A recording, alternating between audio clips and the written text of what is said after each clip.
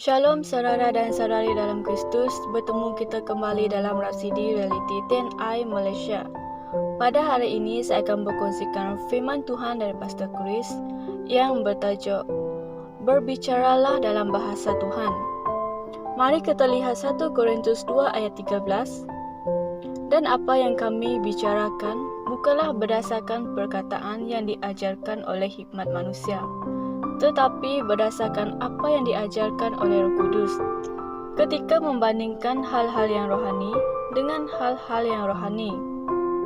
Dalam Galatia 4 ayat 1 hingga 2, Alkitab berkata, "Dan aku berkata sepanjang waktu selama seorang ahli waris masih kanak-kanak, dia tidak berbeza daripada seorang hamba, meskipun dia adalah tuan atas semuanya.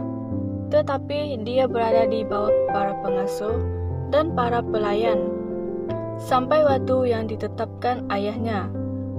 Seorang waris ialah seseorang yang mempunyai harta pusaka yang diwasiatkan kepadanya.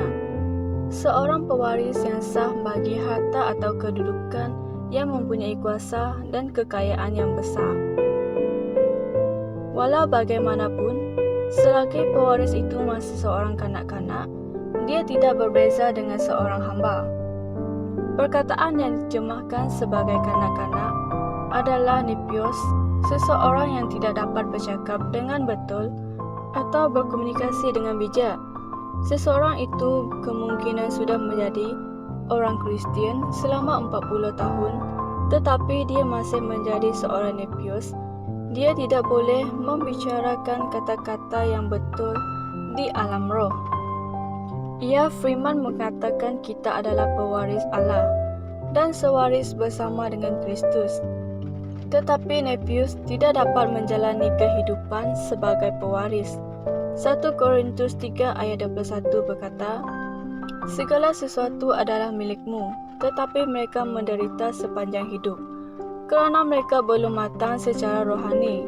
Mereka menggunakan istilah yang salah kerana mereka tidak pernah mempelajari bahasa Tuhan. Cara untuk belajar dan bercakap bahasa Tuhan adalah mempelajari dan merenungkan firman. Ayat Injil tema kami mengatakan bahawa kita harus mengucapkan kata-kata yang diajarkan oleh Roh Kudus, kata-kata hikmah daripada dan melalui Roh. Jadi latihkan dirimu dalam firman Tuhan dan biarkan firman itu berdiam di dalam hatimu dan di bibirmu selalu, tidak kira apa jua keadaan. Saudara dan saudari, mari bersama saya membuat pengakuan. Aku membicarakan hikmat Tuhan dalam bahasa esoterik. Dalam Kristus Yesus, aku telah diberi kekuasaan ke atas keadaan, dan aku lebih berkuasa daripada iblis dan kuasa kegelapan.